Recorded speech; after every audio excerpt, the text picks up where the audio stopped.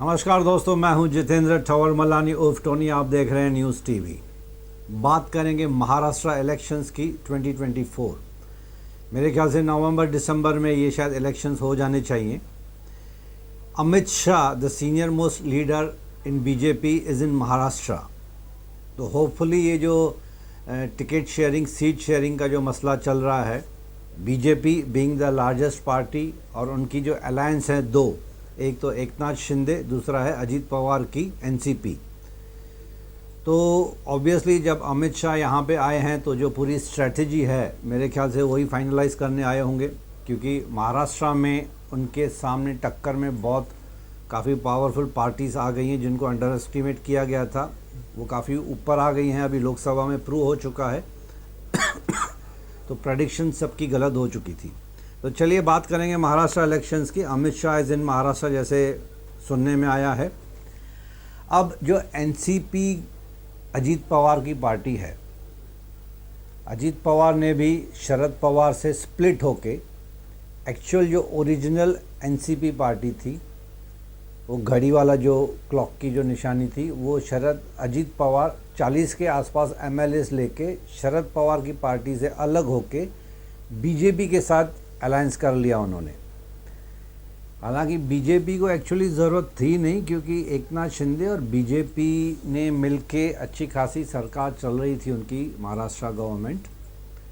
एकनाथ शिंदे जो उद्धव ठाकरे से अलग होके ओरिजिनल शिवसेना है, जो तीर कमान है, बाला साहब का जो ओरिजिनल शिवसेना था, वो अपने 40 एमएलएस के साथ स्प्लिट करके उद्धव ठाकरे को छोड़ के एकनाथ शिंदे बीजेपी के साथ मिलके उन्होंने सरकार बना ली थी। ये तो काफ़ी पुरानी बात हो गई है और अच्छी खासी सरकार चल भी रही थी। किसकी? एकनाथ शिंदे की और बीजेपी की। BJP being the largest party but majority नहीं थी, तो बट नेचुरल एकनाथ शिंदे का सपोर्ट उनको लेके एक नया सरकार बना ली उन्होंने, और उस वक्त उद्धव ठाकरे और इन सब की सरकार नीचे गिर गई थी। सवाल ये पैदा हो रहा है दोस्तों, ऐसे सुनने में भी आया जैसे कि बहुत सारे चैनल्स पे मैंने देखा, सुना, पढ़ा, यूट्यूब वीडियोस पे भी आजकल बहुत अच्छे अच्छे चैनल्स, न्यूज़ चैनल्स आ गए हैं। तो जब हर कोई ये पॉलिटिकल एक्सपर्ट से ये बात कर रहे थे कि जब एकनाथ शिंदे की शिवसेना और बीजेपी दोनों मिलके अच्छी तरह से महाराष्ट्र सरकार चला रही थी, तो what was the need to induct Ajit Pawar NCP, क्योंकि मेजॉरिटी तो उनकी ऑलरेडी थी। अजीत पवार को क्यों लिया उन्होंने? फिर कुछ एक्सपर्ट्स का मानना था, ऐसे देखा सुना पढ़ा, कि एकनाथ शिंदे को, with due respect to our CM है अभी हमारे, लेकिन ये पॉलिटिकल एक्सपर्ट्स और ये न्यूज़ चैनल पे ऐसे मैंने देखा सुना था कि एकनाथ शिंदे को थोड़ा सा कहीं ना कहीं कंट्रोल में रखने के लिए बीजेपी ने जानबूझ के अजीत पवार को अलायंस में ले लिया, ताकि एकनाथ शिंदे को भी लगे कि अगर मैं बीजेपी को छोड़ के चला जाता हूं तो Ajit Pawar is ready to be in officially alliance with BJP और ये दोनों मिलकर सरकार बना सकते हैं। ऐसे काफ़ी पॉलिटिकल एनालिस्ट का कहना था कि बीजेपी ने एकनाथ शिंदे को कंट्रोल में रखने के लिए अजीत पवार को भी अलायंस में ले लिया, ताकि वो कहते हैं ना कि भैया एक दूसरी पार्टी भी है हमारे साथ, तो ज़्यादा कुछ नाटक नखरे दिखाने की ज़रूरत नहीं है। ये ऐसे सुनने में आया था। खैर, अभी पॉलिटिक्स तो रियल पॉलिटिक्स होती है, गेम्स तो होती रहती हैं, और insecurity is the biggest shortcoming in each and every political party. Insecurity, कब कहाँ किसकी सरकार गिर जाए, कब कहाँ किसका अलायंस टूट जाए, पता नहीं है। और महाराष्ट्र में तो अभी पिछले कुछ सालों से ये काफ़ी हो रहा है। तो मेरे ख्याल से जब तक मेजॉरिटी एक किसी पार्टी की नहीं आती है, जब तक अलायंस बनते एक पार्टी बना रही है, तो इनसिक्योरिटी तो रहेगी। खैर, जब एनसीपी के अजीत पवार को बीजेपी वालों ने अपने साथ अलायंस में ले लिया, तो बीजेपी की जो ओरिजिनल एमएलएस थे, ऐसे सुनने में आता, दे वर वेरी अनहैप्पी। ऑब्वियसली होता है कि हम तो ओरिजिनल बीजेपी के हैं, आपने पहले एकनाथ शिंदे को ले लिया, फिर आपने एनसीपी के अजीत पवार को ले लिया, तो ओरिजिनल बीजेपी के ऑब्वियसली टिकट्स कम हो जाती हैं। जो ओरिजिनल बीजेपी के थे उनका इम्पोर्टेंस तो भी थोड़ा बहुत कम हो ही जाता है, and it's a human tendency, बुरा फील सबको होता ही है। तो खैर देखिए, अब मेजॉरिटी तो एकनाथ शिंदे की भी है, अच्छी खासी होल्ड है उनका महाराष्ट्र में। बीजेपी ऑब्वियसली लार्जेस्ट पार्टी है। अब महाराष्ट्र की जो 2024 की इलेक्शंस होने वाली है, इसमें जो टफ फाइट होने वाली है, that is I think it will be a very interesting scenario. Interesting के साथ साथ it will be very confusing for the general public, for the voters to decide कि किसको वोट दें। क्यों? क्योंकि मैं आपको थोड़ा सा बता दूं, बीजेपी के साथ एट प्रेजेंट एकनाथ शिंदे शिवसेना की पार्टी है। एट प्रेजेंट अजीत पवार ने अभी तक कुछ डिसीजन लिया नहीं है, लेकिन सुनने में आ रहा है कि हो सकता है वो महायुति को छोड़ के शरद पवार के साथ फिर से ज्वाइन कर लें महाविकास अघाड़ी यानी कि कांग्रेस, शिवसेना ऑफ उद्धव ठाकरे एंड शरद पवार, ये तीनों की महाविकास अघाड़ी आप सभी जानते हैं। तो अब ये काफ़ी सुनने में चर्चा में आ रहा है कि हो सकता है अजीत पवार महायुति को छोड़ के फिर से महाविकास अघाड़ी ज्वाइन कर लें।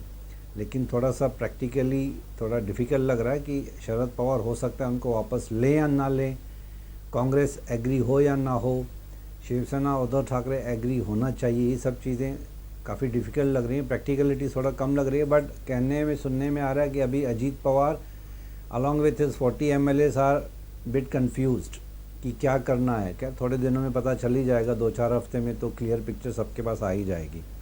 बट अभी जो इतनी स्ट्रॉन्ग पार्टीज़ आपस में कॉन्टेस्ट में बैठी हैं महाराष्ट्र इलेक्शन 2024 में, बीजेपी, एकनाथ शिंदे शिवसेना, अजीत पवार की एनसीपी, सामने है महाविकास अघाड़ी में कांग्रेस ने अपना दम दिखा दिया अभी लोकसभा इलेक्शंस में। उद्धव ठाकरे फिर से ऐसे सुनने में आया कि ऊपर आ रहे हैं, उनकी पार्टी शिवसेना ऊपर आ रही है। शरद पवार तो already powerful and master in politics of Maharashtra तो माने ही जाते हैं। महाविकास अघाड़ी को ऐसे कहा जाता है कि शरद पवार ही कंट्रोल कर रहे हैं, being the senior most and highly experienced politician इन महाराष्ट्र। और सुनने में आया दोस्तों कि एक नया अघाड़ी अब वापस एक फॉर्म में आ रहा है, जिसको 3 लोग मिलकर अलायंस में बनाने की कोशिश में हैं, जो है प्रकाश अंबेडकर, राजू शेट्टी एंड बच्चू काडू। आई रिपीट, एक नया अलायंस सामने आने के सुनने में आ रहा है, नया अघाड़ी आप बोल सकते हैं, जिसमें प्रकाश अंबेडकर, राजू शेट्टी एंड बच्चू काडू, और वहाँ पे MNS के Raj Thackeray, again the most powerful politician. Raj Thackeray very popular, very powerful, काफ़ी फ़ैन फॉलोइंग भी है उनकी। हालांकि ठीक है, इलेक्शन में थोड़ा सा डाउन चल रहे थे पिछले सालों से, लेकिन you cannot ignore Raj Thackeray की MNS पार्टी। उन्होंने भी डिक्लेयर कर दिया है कि 200-250 सीट्स पे अकेले बिना किसी सपोर्ट के MNS फाइट करेगी पूरे महाराष्ट्र में। तो देखिए कितनी स्ट्रॉन्ग पार्टीज एक दूसरे के सामने खड़ी हैं आके।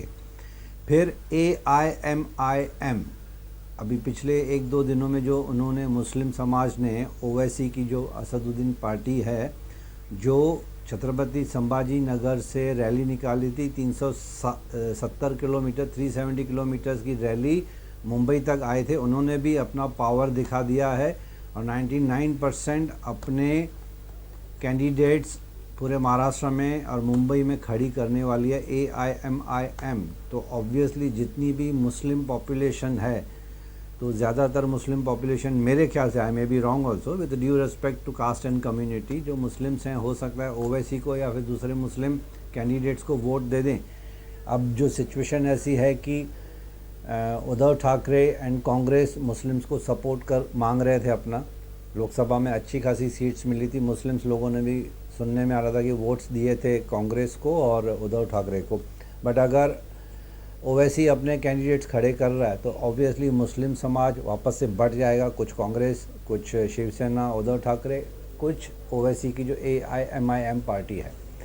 तो दोस्तों, और ये भी सुनने में आया कि उद्धव ठाकरे की शिवसेना और कांग्रेस महाराष्ट्र में अभी भी टिकट शेयरिंग के ऊपर काफ़ी डिस्प्यूट है, डिफरेंस ऑफ ओपिनियन है, एक कंसेंसस नहीं हो रहा है कांग्रेस का और उद्धव ठाकरे शिवसेना का महाराष्ट्र की सीट्स के एंड टिकट्स के ऊपर। उनके अंदर भी कुछ डिस्प्यूट्स एंड फाइट चल रही है।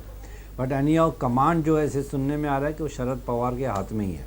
अब महाराष्ट्र में अगर महाविकास अघाड़ी जीत जाती है, ऐसे मान के चलते हैं, तो ऑब्वियसली जो चीफ मिनिस्टर का फेस है मेरे हिसाब से, और जो पब्लिक, जो कॉमन पब्लिक की जो सर्वे यहाँ वहाँ पे कर रहे हैं, इनफॉर्मल सर्वे, तो हो सकता है Uddhav Thackeray is the face, या फिर उद्धव ठाकरे खुद चाहेंगे कि मैं फिर से चीफ मिनिस्टर बन जाऊं।